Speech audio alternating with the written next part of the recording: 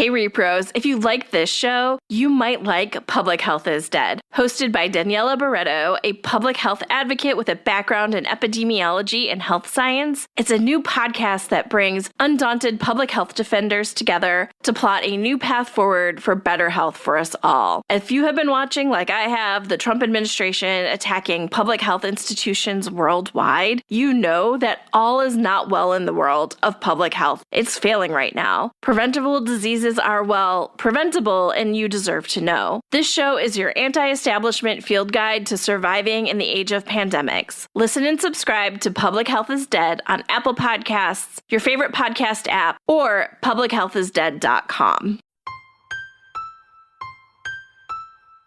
Welcome to rePROs Fight Back, a podcast on all things related to sexual and reproductive health rights and justice. Hey rePROs, how's everybody doing? I'm your host, Jenny Wetter, and my pronouns are she, her. So y'all, maybe just a little bit of housekeeping before we get started. I feel like it's been a little minute since I have done anything about donating. So just gonna slap a little promo here at the top. If you love the podcast, please feel free to support us. You can rate and review us on your favorite podcast platform, but you can also donate to us on our website at reprosfightback.com. And if you donate, we also have fun giveaways for if you donate. We have these really fun stickers that we had Liberal Jane design and a fun postcard. And so for a $25 donation, you will get a full set of stickers plus the postcard. And we also have a really fun bag that I just love, y'all. We have this really cute design that is done like a comic book speech bubble that says abortion is a human right, not a dirty word. I really love it, and I love the bag. It's like really fun and bright puppy colors. So for a $50 donation, you get the bag and all of the stickers we have. So if you support us and want to send us some love, we would really appreciate that. And I guess while I'm talking about our fun swag we have also been considering maybe getting merch where you could buy these fun designs on different things. So would that be something y'all would be interested in? Would you want us to get a little merch store where you could get some of these fun designs on a mug or a sticker, or I don't know, let us know if you're interested. If you have things you would like, did you want a mug? Do you want a water bottle? What would you be interested in? So just send us a note. I'd love to know, one, if you would be interested in buying merch, but two, if there are things that you would like to see designs on, just let us know. And with that, I actually think I'm going to keep the intro a little short this week. I have some fun things happening, but I'm not quite ready to tell y'all yet. You'll find out, I think, next week. But until then, it makes it a little hard for me to talk about the things that are happening. So instead of teasing y'all, I'm just going to go cut straight to this week's episode. I'm very excited about it. We have our wonderful senior fellow, Gayatri Patel, on to talk about what is happening around foreign assistance right now, particularly in humanitarian settings. It's been a while since we talked about what was going on with USAID, so it felt like a really important time to catch everybody up on what is happening. So with that, let's go to my interview with Gayatri. Hi, Gayatri. Thank you so much for being here today. Hey, Jenny. It's so great to be back. I'm always excited to have you on. But before we jump into the conversation, do you want to take a minute and introduce yourself and include your pronouns? Sure. My name is Gayatri Patel, she, her pronouns. I am a professional in the global development, gender equality, SRHR world, and I've been a fellow with the rePROs Fight Back work for over a year now. So really excited to be here. So excited to have you, and we've now been under the new administration for a couple months, and there's been so much happening around foreign assistance. I thought it was a good time to check back in and talk about where are we at? What is happening right now?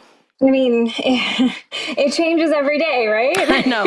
Small question, right? It feels like it changes every day, and it gets worse and worse for the development and humanitarian aid sectors.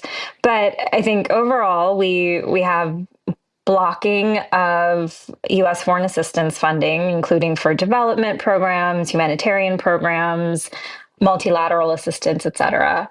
We have dismantling of institutions, primarily USAID, the U.S. Agency for International Development.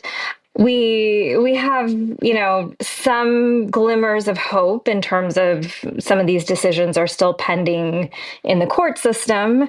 But I think where we are right now is we really need to reckon with, what are the long-term impacts of just the current upheaval that we're dealing with, and what does it mean for U.S. development assistance overall, for the partners that we work in the field, and just the sector, given what an outsized role the U.S. government plays in development and humanitarian aid. Yeah, like one of the things I really just think about is like the breach of trust, not only between like the implementers on the ground doing the work, but then the communities they are serving who that or like had services stopped. Absolutely. I mean, I think the most horrific short-term, or not short-term, but immediate impact of these funding cuts is literally people dying, like people literally losing access to food services, to antiretroviral medication, to vaccines, to things that keep them alive and healthy and safe are being pulled back with zero notice. And so there's no ability to plan ahead for something like this that has had catastrophic impact on communities and on the organizations that have relied, and the local organizations that have relied on U.S. foreign assistance. A lot of them are just imploding at this point. And so that also has kind of a longer term impact on the community and the services that they were receiving. So yeah, that loss of trust is deep, and a kind of a feeling of betrayal because just how it was rolled out. Yeah, I think this is one of those things that people who don't work in these sectors maybe don't understand some of it in a way where they think, well, we can get it restarted and like everything will be fine. And like we've talked about around like the global gag rule, people think it's like a light switch, like, oh, it's in place, oh, it's not in place, and like all the services resume and like everything like is restarted and everything's fine. But this is like infrastructure destruction that takes a long time to rebuild. Like people go find new jobs and, it just doesn't restart again, assuming money starts reflowing. Yeah, I mean, that's an excellent point. With a lot of the local partners folding right now under pressure and budget constraints, it's not going to be easy to just open their doors again. They're losing personnel, they're losing facilities, and it's just so needless, right? Like we have medications sitting in warehouses rotting because we meaning the U.S. government has canceled the contracts for their delivery. We have food aid sitting at docks rotting because we don't have the infrastructure to get it to the last mile. So it's just such a waste, and it's so ironic given that the supposed impetus for all of this is to scale back on government waste and inefficiencies. So it really doesn't make sense at the end of the day. So I think one of the really important parts and why it's so great to have you on is to talk about humanitarian and that the way that we are seeing this play out in the humanitarian space. In the humanitarian space, it's really kind of a double whammy. I mean, we have the loss of funding for USAID implemented humanitarian programs, including those that are implemented through development contractors or international NGOs. Those are the ones that are really well developed, really well structured, in place in the countries that really need it. All of that is getting pulled back due to the funding cuts. But we're also seeing the loss of funding and support for UN agencies who are also doing a lot of the kind of middle management of humanitarian assistance. So, World Food Program, UNHCR, UNFPA, all of these UN agencies play a role in the humanitarian system. And the loss of US government funding to those institutions is really difficult. I mean, for example, I was just reading a UNFPA report that in Afghanistan, where the US government sustains 40% of the humanitarian operations, that loss is devastating particularly to women and girls in Afghanistan who are already dealing with a number of limitations on their rights, limitations on their mobility and ability to access services. Now one of the last lifelines they had is female health workers that were funded by UNFPA who can get into some of the rural areas or provide the gender responsive support health services that Afghan women and girls need. They're no longer funded through the loss of US government funding. And so that's going to have massive impacts on women's health, on maternal mortality, on children, et cetera. Similarly, in Yemen, I mean, there are nearly 1 million women who are losing access to reproductive health services. In Ethiopia, there are nearly 200,000 people, including a number of refugees, who are losing access to SRHR and GBV services. And these are countries, I mean, Yemen is actively in the middle of a conflict and humanitarian crisis right now. And Ethiopia is still recovering from conflict for a number of years. And so the humanitarian needs are deep. And the loss of really critical funding through the US government is just going to have a catastrophic impact on those communities. Yeah, those UNFPA numbers were shocking. I think it's really hard for people to imagine the scale of devastation that is being caused by the loss of these programs. Like I said, UNFPA had some really great numbers they put out. We'll make sure to include that in the show notes. There was that great piece by Nick Kristof that was trying to outline what the loss of this assistance is and possible lives lost. And again, the scale was unreal. Absolutely. And this is not verified, but I was reading a resource earlier today where it was something like 100 people a day are dying because of the loss of food aid, which is just unimaginably cruel.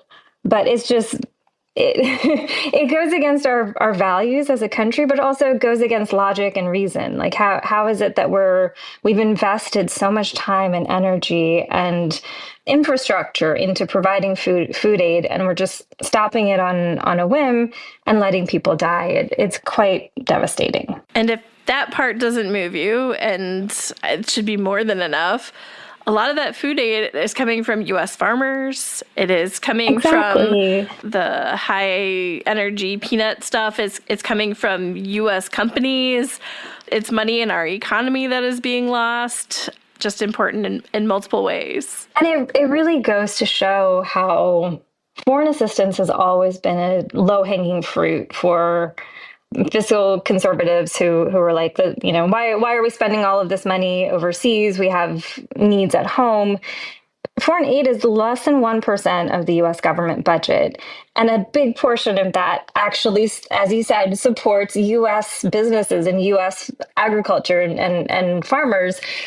So we're kind of what's the term? We're shooting ourselves in our own foot. Yes, there you go. I was going to say, cutting off our nose to spite our face, but there we go. Shooting ourselves in the foot, it works too. It doesn't line up. And it's like one of those things that has been immovable, where you have the public overwhelmingly saying that they think we spend too much on foreign assistance. They think it's 25% of the budget. And that number has been that number since I started working in this field. I know. And then they're like, it should only be 10%.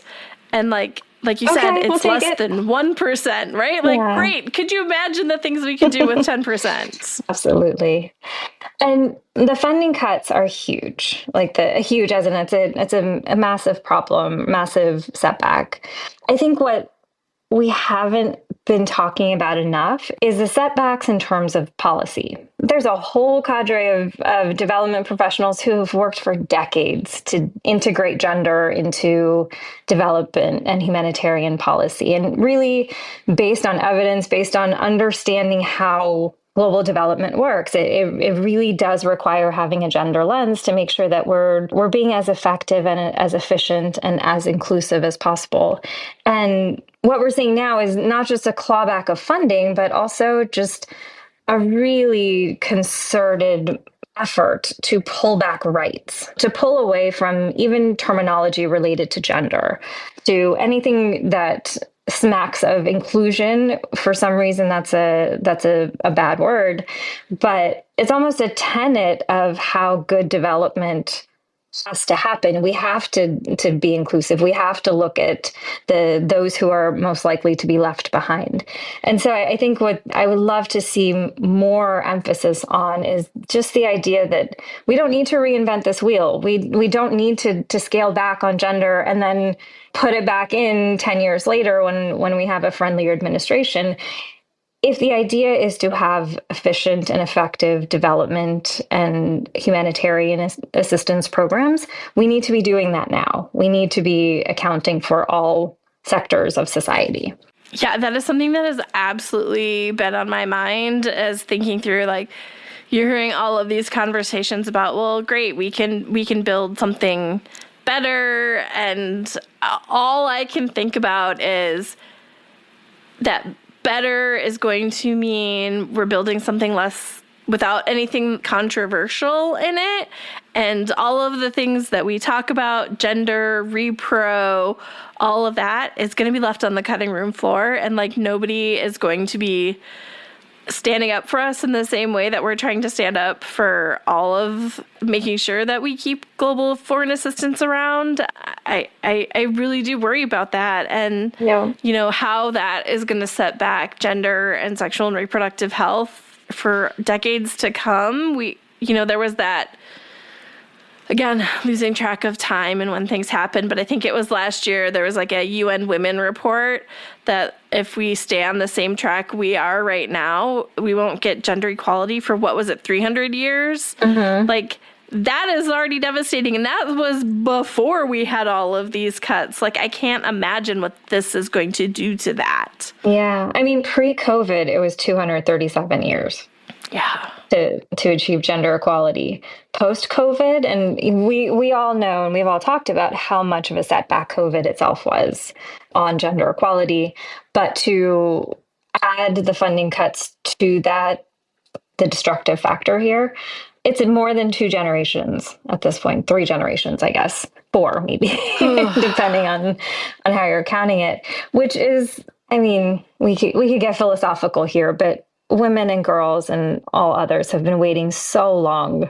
We've been waiting since the beginning of time, honestly, to have our rights.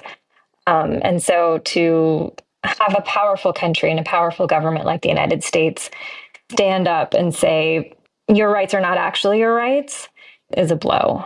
Yeah, and I think we do have to grapple with that. And we do have to talk about it and name it and not get bogged down in the technicalities of just the funding. It's these as we're talking about the funding, all of this stuff with the actual policy and kind of lens of gender in a more expansive definition and inclusion and diversity is all kind of backsliding. And I think this is one of those areas where those of us who work in global sexual and reproductive health are more familiar with having to have that debate, right? We've had years where they're like, okay, well, we'll keep global gag rule, but give you more money. And it's like, more gagged money is not helpful. We need people to be able to access the care they need.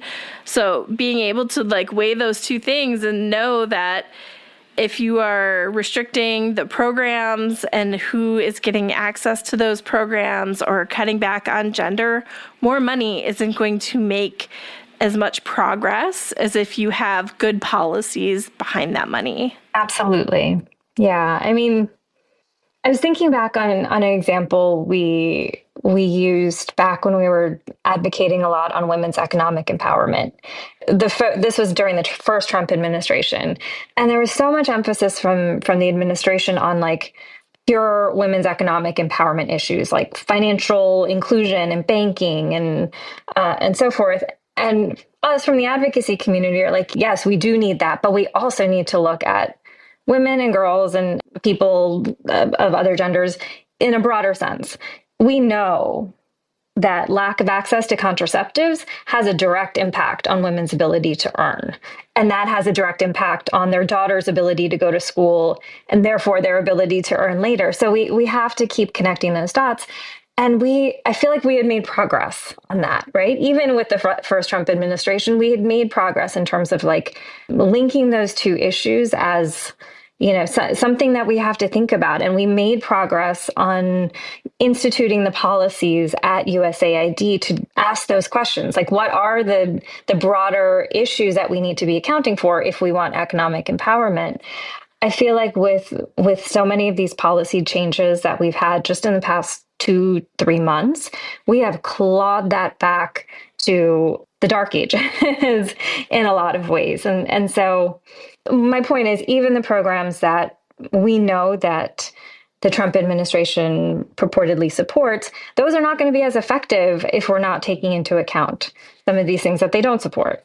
That's going to set us back. Yeah, it makes me think back to like all of these like conversations we had around like gender and like making sure we're talking about gender-based violence that's inclusive and not just focusing on women and girls, but that it's more than that. And like now we're just at we're like so far back from that. It's like why we need to talk about women and girls at all and like why we need to invest in women and girls.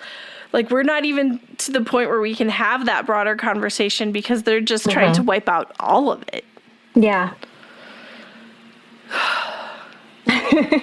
Sorry, y'all. We're kind of a bummer today. Yeah, it is. Yeah, it's a tough time, and I don't know how we bounce back. I want to like inject some hope here, and I don't know how we build back, but I think at this moment we absolutely need to continue pushing back.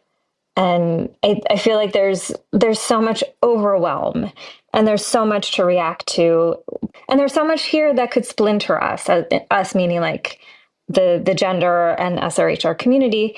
That is the opposite of what we need to do right now. Right now, we need to be linking arms and being louder than ever because there's so much at risk. And so it's hard. It's hard to like cut through all of the noise and overwhelm of the moment that we're in, but there's so much at stake. Yeah, we need to be loud. We need to encourage our congressional champions to be loud and to, fight back for. They created USAID. Like they have a real say in this, and they need to fight back to ensure that these programs continue to exist in the way that Congress wanted them to exist. Exactly. And, like there are some people who are doing a really good job standing up, but I feel like there's they need to be louder. Yeah. I mean, I'm all for quiet conversations and inside baseball where it's going to be effective. I mean, ask me in like a month or so, but right now I don't feel like that is the most effective way. I feel like we have to be loud. We have to have our champions, as you said, have our champions be loud. They can't rely on these quiet conversations with their colleagues across the aisle. It's people have dug into their positions. And so to the extent that our champions have a voice, have positions of power in the committees that they sit on, have a platform, they too should be linking arms and really calling out what matters. Okay, so we talked about, being loud, but what else can our audience do? Like, what can we do to fight back to ensure that, one, we keep having foreign assistance, but two, that we are making sure that we are fighting for policies around gender and that we are fighting for things around sexual and reproductive health and they don't get left behind? I mean... Gayatri, solve all the problems. I think the most empowering thing I feel like I've done in this moment is calling my member of Congress and amping them up. Like, I have fantastic members of Congress. I live in Maryland. They're very vocal on foreign policy issues, but they were not talking enough about the impact of funding cuts on actual people and communities, and the longer term impacts on women and girls, and on gender equality as a whole.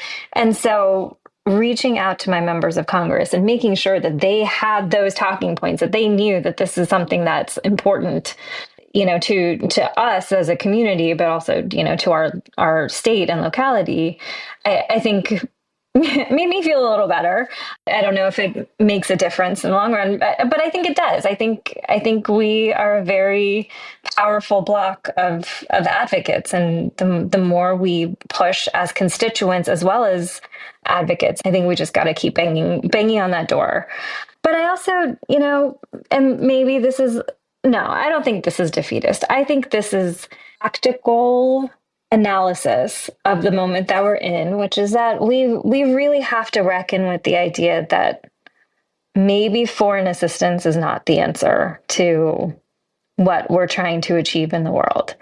And maybe this is that inflection point where we need to question, should us as citizens, as people, be supporting local civil society and strengthening their ability to capture local philanthropy and build their own kind of efficiencies and processes so that they're not as reliant on the whims of the U.S. government. And mind you, it's not even just the U.S. government. We're seeing cuts in the U.K., in changes in policy in Germany, Netherlands, et cetera. Like there's so much going on right now that's stacking up against us. We needed an alternative way to kind of shore up the resources and the work that is happening on the ground.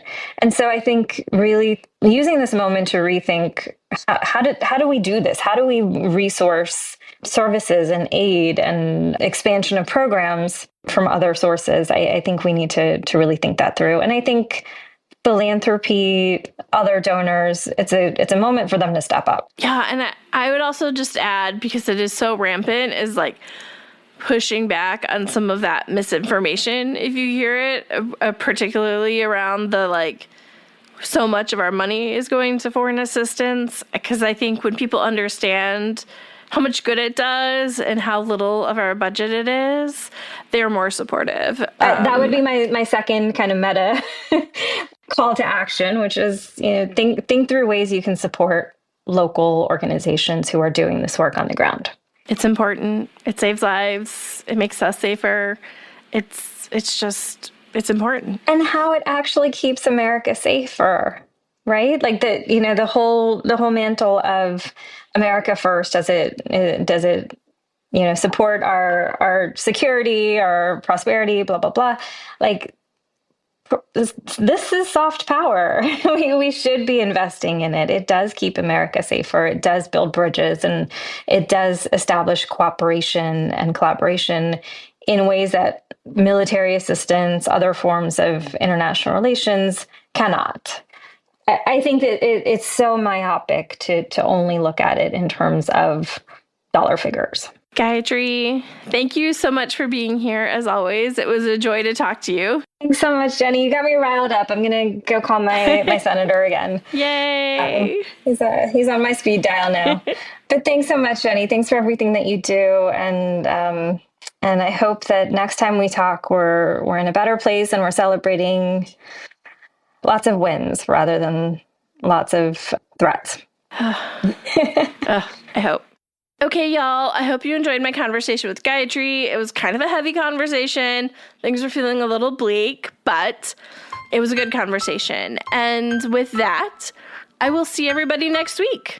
If you have any questions, comments, or topics you would like us to cover, always feel free to shoot me an email. You can reach me at Jenny, Jennie, at reprosfightback.com, or you can find us on social media. We're at rePROs Fight Back on Facebook and Twitter, or rePROs FB on Instagram. If you love our podcast and want to make sure more people find it, take the time to rate and review us on your favorite podcast platform. Or if you want to make sure to support the podcast, you can also donate on our website at reprosfightback.com. Thanks all.